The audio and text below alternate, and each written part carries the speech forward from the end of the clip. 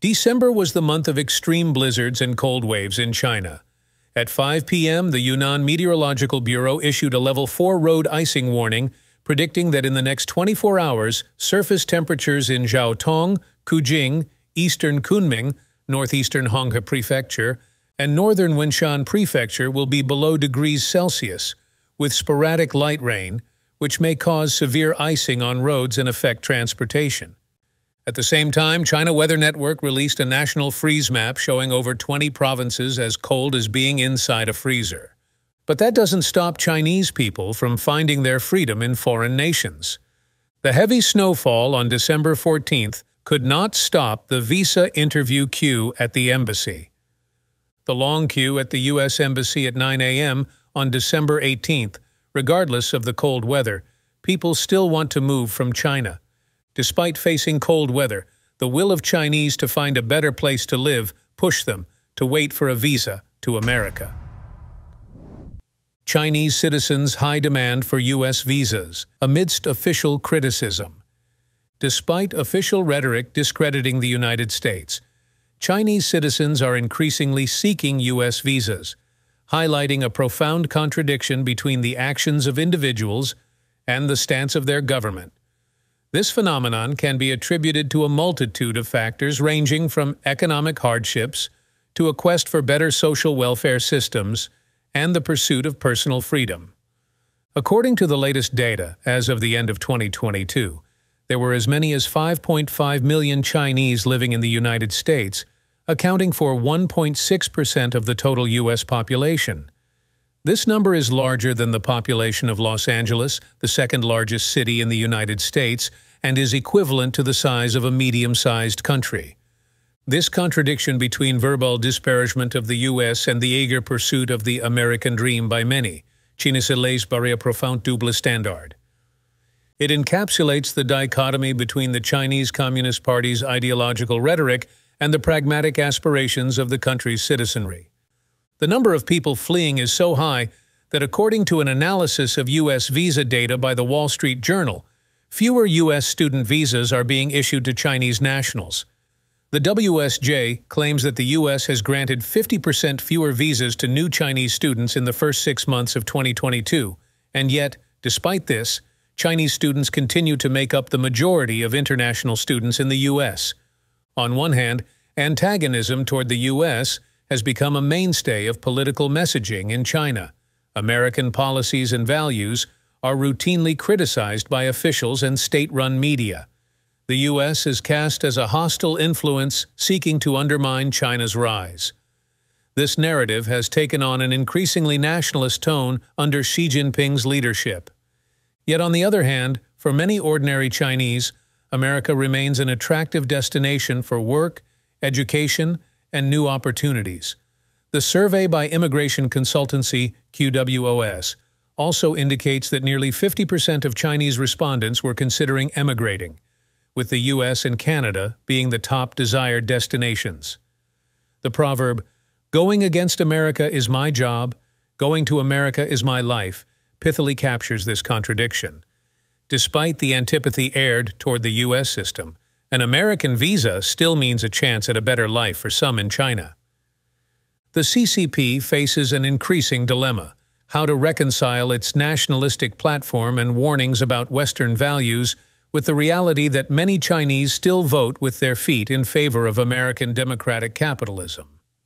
As China progresses into a new era, defined by slowing growth and technological rivalry with the U.S., this tension seems primed to intensify further.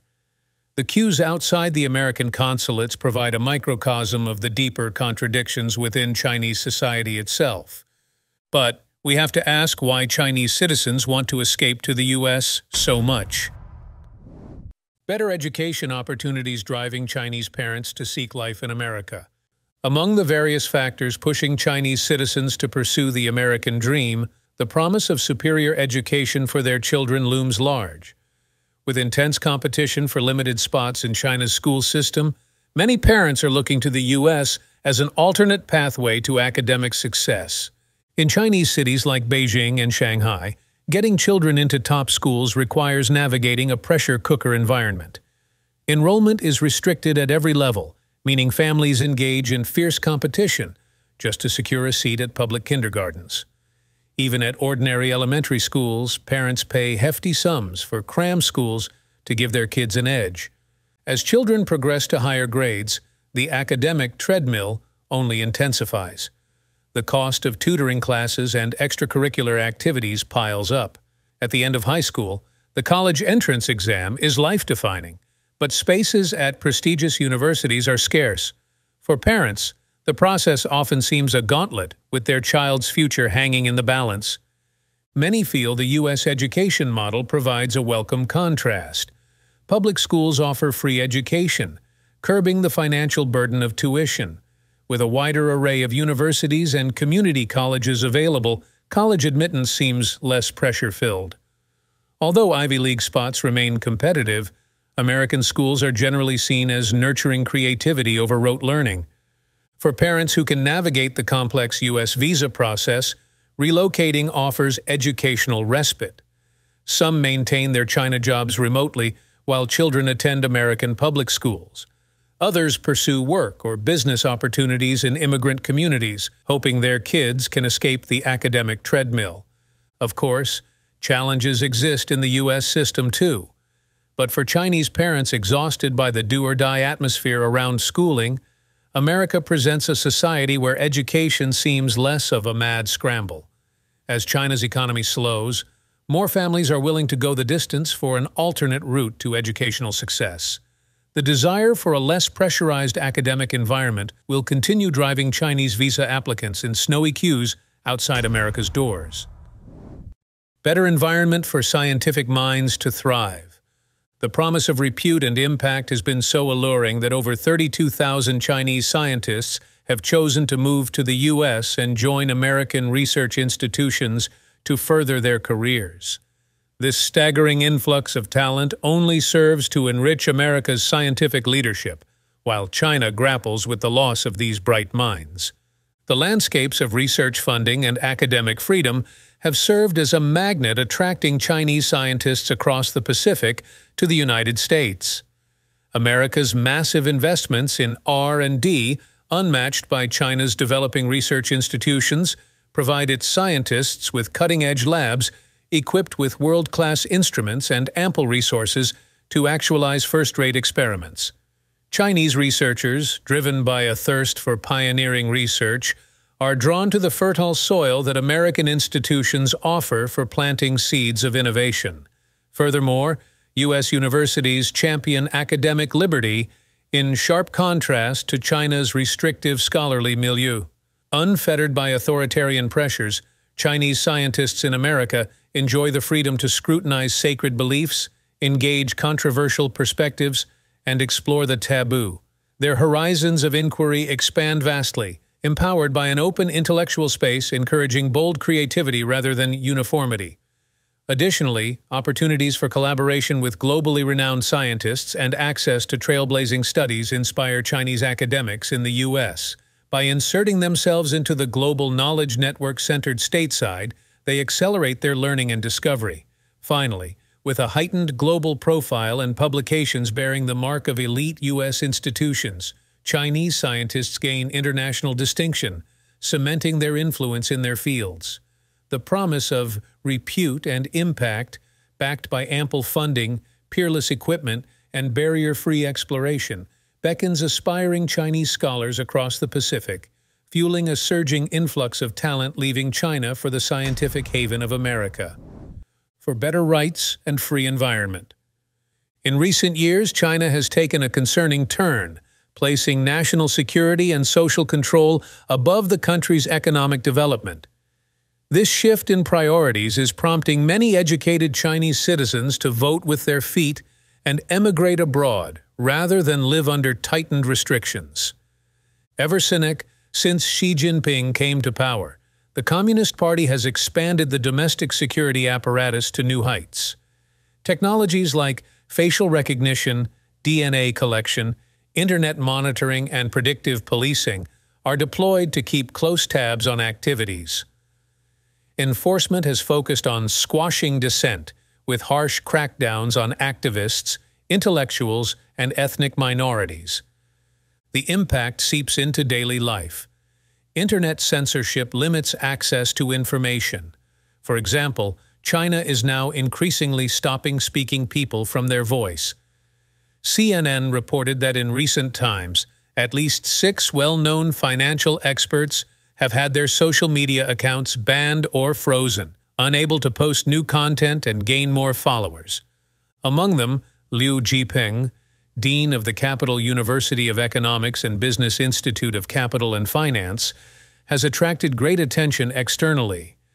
It is suspected that after he posted advising investors against risky stock market speculation, his social media accounts have been in a frozen state since early December.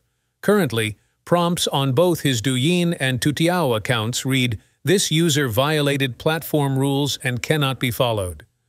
The social media accounts of renowned financial expert Hong Rong were frozen in early December. As a commentator, Hong Rong discussed the stock market and related government policies.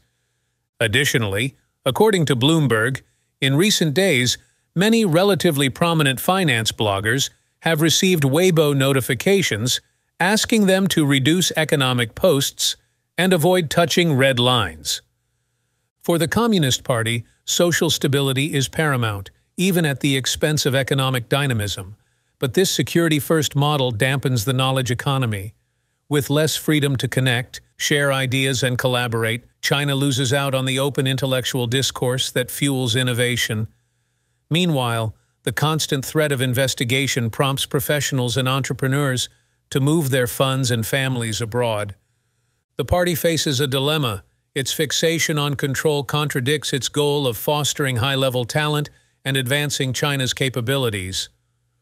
While statistics are unclear, anecdotal evidence suggests an accelerating brain drain of educated Chinese to hubs like Singapore, Australia, and the US. Better chance for Chinese people to escape death. As China experiences a tragic resurgence of COVID-19 infections and deaths, Beijing continues suppressing negative pandemic data while crematoriums struggle to burn the mounting corpses. This new eruption of cases is driven by the JN.1 variant, spreading up to 8 times quicker than prior strains and evading vaccine protections. According to disease experts, JN.1 essentially constitutes an entirely new virus, necessitating reformulated immunizations after it overcomes Chinese citizens' immunity. The immense burden of corpses has even disturbed traditional Chinese burial etiquette. Many Henan province citizens explained, crematoriums can't keep up with the bodies. They're operating day and night non-stop. There are 8 incinerators, running 24 hours with people working. Whereas custom previously prohibited afternoon cremations, industrial ovens now run continuously to burn the endless influx of bodies. Consequently, private mortuaries flourishing on excessive demand have opened across China. Harbin residents reported on December 24th that since October, there have been more people with fevers and colds compared to previous years in northeast China. Many elderly have died, with crematoriums filled to capacity, requiring people to queue up in advance. Beijing's active concealment of real infection statistics aligns with its broader pandemic whitewashing. According to witnesses, authorities enforce a uniform policy censoring COVID-19's role in deaths, attributing casualties to basic diseases instead. Not to mention, Chinese citizens frequently voice alarm about skyrocketing expenses at hospitals and clinics. Even routine doctor visits or basic medications can ring up big bills, while major illnesses often entail lengthy hospital stays. National insurance provides some support, but reimbursement rates are low. Citizens report paying large sums out of pocket. Issues of quality and accountability also abound. With limited insurance coverage, public hospitals focus on revenue-generating services over holistic care. Patients undergo repetitive testing to drive up costs, yet oversight is lacking to ensure these revenues are reinvested into the system. As China's population ages, the strains will intensify. Elderly care presents a looming crisis, as many families struggle to pay high premiums for limited private insurance. Meanwhile, the national pension system verges on insolvency, with deficits in the trillions. For middle-class households increasingly priced out of healthcare at home, nations like the U.S. beckon. Their transparent costs, regulated insurers, and entitlement programs like Medicare provide peace of mind, lacking in China. Of course, America has its own health system faults, but to many Chinese families it suggests stability. As citizens seek relief abroad, the country loses talented doctors, researchers, and professionals who could help fix the system's issues. Left unresolved, these healthcare woes will continue fueling China's visa queues in the snow for years to come.